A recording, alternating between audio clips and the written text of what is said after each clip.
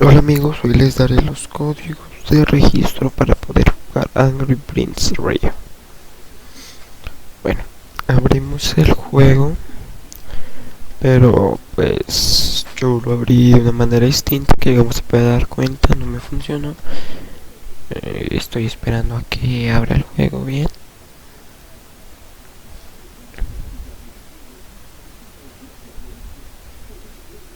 Ok, el primer código que les daré es el que va en el Active Full,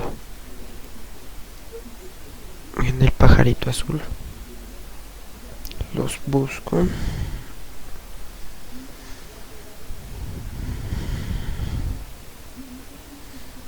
Los estoy buscando. Ok, bueno. Algunos si les sale lo que descargaron tienen esos códigos, pero hay unos que se les pudo perder. Entonces vean este video. Miren, el primero es ese, desde la G hasta la O. Miren, lo pegan ahí, le dan registre, done y listo. El segundo es el que va en el pajarito azul, rojo, random code. Es el que va desde el 2 hasta el 2.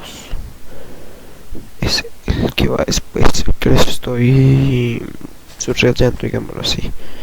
Es que va ahí, enter key, lo copian, le dan registre, done y listo. Ya tienen todo para poder jugar. Como les decía, algunos a los que los cargaron tienen los códigos, pero se les pudieron haber perdido, al igual los pueden volver a descargar. Yo los descargué en una buena página y pues me los descargo en HD. No creo que se den cuenta que está en HD, pero pues